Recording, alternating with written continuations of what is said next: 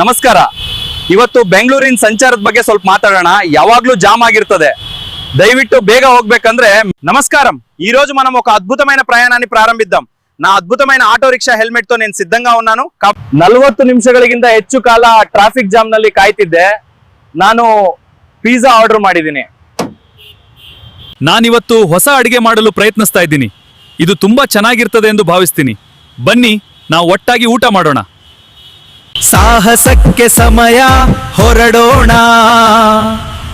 ನಾವೆಲ್ಲರೂ ಈ ನಗರವನ್ನ ಅನ್ವೇಷಿಸೋಣ, ಇಲ್ಲಿನ ಸುಂದರ ಸ್ಥಳಗಳನ್ನ ನೋಡೋಣ ಮತ್ತು ಈ ಸ್ಥಳದ ಬಗ್ಗೆ ಇನ್ನಷ್ಟು ತಿಳಿದುಕೊಳ್ಳೋಣ.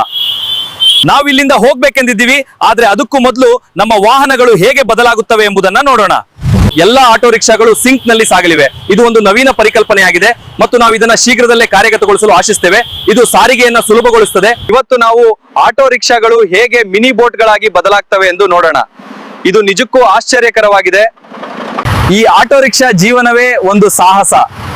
ಈ ಆಟೋ ರಿಕ್ಷಾ ಜೀವನದಲ್ಲಿ ನಾವು ಹಲವು ಸವಾಲುಗಳನ್ನ ಎದುರಿಸ್ತೀವಿ. ನೀವು ಇಲ್ಲಿಯವರೆಗೆ ನೋಡಿರದ ಒಂದು ಮಾಂತ್ರಿಕ ಮಾವಿನಕಾಯಿಯನ್ನ ಈಗ ನಾನು ನಿಮಗೆ ತೋರಿಸ್ತೀನಿ.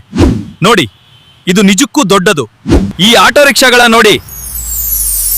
ಬನ್ನಿ ಇವುಗಳ ಮೇಕಪ್ ಮಾಡೋಣ, ಇವುಗಳನ್ನು ಹೊಳೆಯುವಂತೆ ಮಾಡೋಣ. ಇವತ್ತು ನಾನು ನಿಮಗೆ ಒಂದು ಚಿಕ್ಕ ಹಾಸ್ಯ ಪ್ರಸಂಗವನ್ನ ಹೇಳಿದ್ದೀನಿ. ಇದು ನಿಮಗೆ ಖಂಡಿತ ಇಷ್ಟವಾಗುತ್ತದೆ ಎಂದು ಭಾವಿಸ್ತೇನೆ.